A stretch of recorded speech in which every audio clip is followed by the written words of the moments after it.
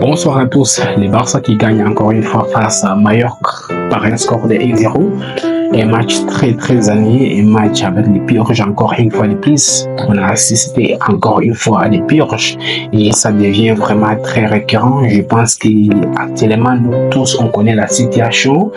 Ce n'est même plus la peine de se plaindre que Barça joue mal, tout ça. On est déjà habitué à ça. Barça nous montre de jour en jour que des purges, c'est devenu très compliqué. Alors, Barça qui gagne encore une fois 1-0. Oui. C'est plus l'an passé, il avait trop de 1-0 où on était là en train d'écrire peut-être l'année prochaine ça va être bon. Mais ça continue, hein, de 1-0, de 1-0, même face à des faibles équipes comme Mallorca. Xavi qui a aligné une équipe assez remaniée, oui, bien sûr, avec tous les absents, Xavi est obligé de bricoler gauche à droite.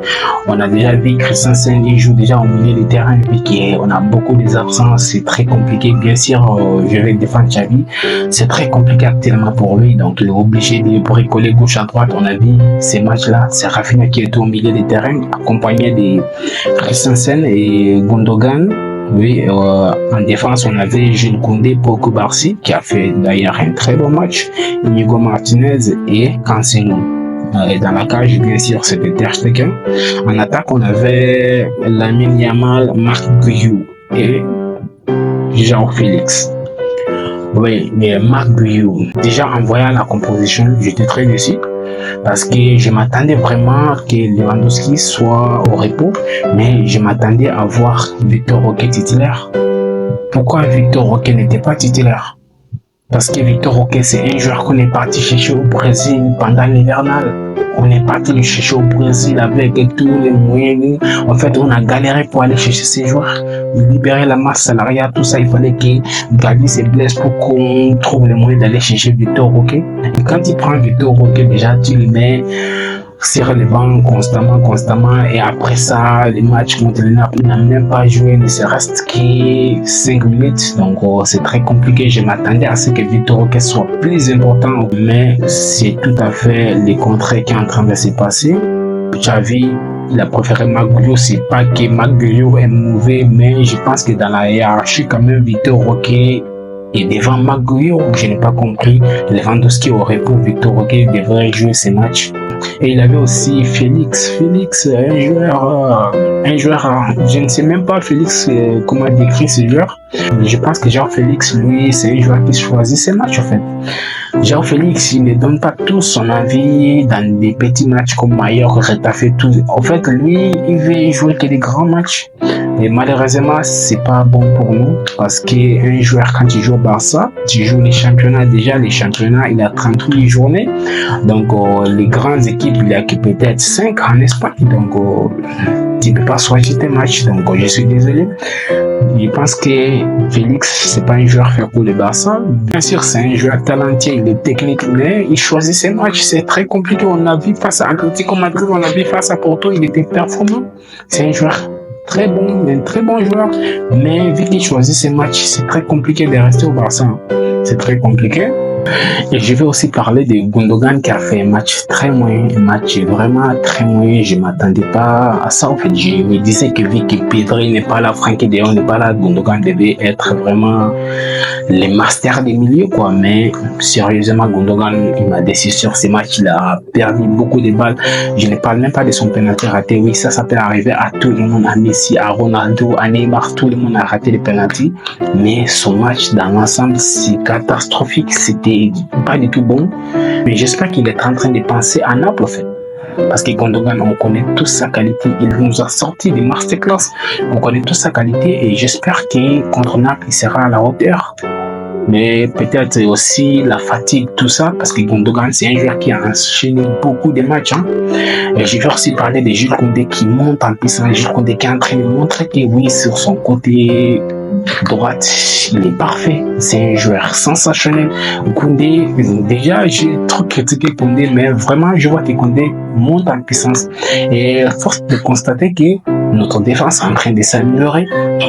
Bien sûr, la défense du Barça, actuellement, on s'améliore en fait. On s'améliore, je vois la défense très solide maintenant. Et tout ça, je pense que pour Kubarsi, c'est la paire majeure. Waouh! quel joueur. C'est petit Inaké, 17 ans, mais regarde comment il joue.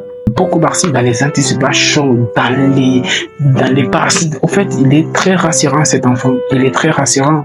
Même son petit gabarit là, il n'a pas peur d'aller au contact contre les grands attaquants comme des Moriki.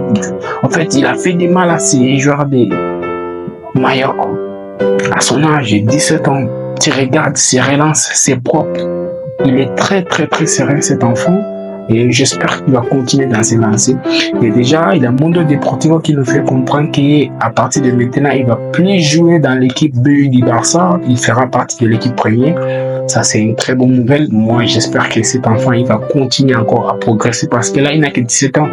La marge de progression que cet enfant, il peut avoir. Et de l'autre côté, il y avait Cancelo. Cancelo, même s'il n'a pas fait les matchs de sa vie, Cancelo, il donne tout sur le terrain. C'est l'exemple que je veux que João-Félix prenne, en fait. Même si tu ne fais pas des grands matchs, mais l'envie, c'est l'envie. On te demande de tout donner sur le terrain. Mais là, il est face à Mallorca. Il donne toute sa vie sur le terrain. Ça, c'est les exemples que je veux que João-Félix prenne. Cancelo, joueur sensationnel, très bon joueur. Je vois vraiment que notre défense s'améliore vraiment là. Je pense que ça fait déjà 3 matchs, 3 clean sheets. Wow, c'est un très bon bilan par rapport au début de la saison où la défense était très catastrophique. Là, je vois que la défense monte en puissance. Et aussi Hugo Martinez qui a fait un très bon match aussi. Et comment ne pas parler de Lamine Yamal? Quel joueur! En fait, pour moi, je pense que j'ai fait cette vidéo uniquement à cause de Lamine Yamal. C'est à cause de Lamine Yamal que j'ai pris l'initiative de faire cette vidéo parce que moi j'estime que l'équipe était moins, surtout en premier mi-temps, c'était catastrophique. Lamine Yamal, quel joueur! Il a fallu encore qu'il prenne la décision de nous porter encore. Voilà une star qui est née. Quel joueur! À 16 ans, il porte les Barça. Regarde les buts qu'il te met, les crochets, la frappe, plein de cap. Quel joueur! Maintenant, à part toutes ces individualités, parlons des matchs eux-mêmes. Comme je vous ai dit en premier mi-temps, on s'est endormi. C'était pas du tout beau, c'était catastrophique. Barça avait une position stérile, Barça sans solution. Et il avait Rafinha au milieu du terrain et je n'ai pas compris. Rafinha, à chaque fois qu'il y a des ballons, il ne donnait pas la balle à Lamine Yamal. Même si Lamine Yamal faisait souvent des appels, Rafinha ne lui donnait pas les ballons. Et c'est pas anodin qu'en deuxième mi-temps, tout a changé avec les changements. La rentrée de Fermin Lopez a changé, surtout la rentrée de Lewandowski et Victor Roque. Et c'est là que j'ai envie de parler de Victor Roque. Quel joueur! Victor Roque, je pense qu'il doit avoir plus de temps de jeu. Vous avez vu la grinta qu'il a apporté à l'équipe. C'est ça un joueur. Sinon, balle au pied, il n'était pas du tout excellent, mais la grinta qu'il a apporté, il a rendu tous les joueurs chauds. En fait, je suis vraiment satisfait de son entrée. Tu vois, c'est très simple. Tu n'as pas besoin de faire des matchs à la Messi, mais rien que l'envie. Je pense que João-Félix, il doit se gérer.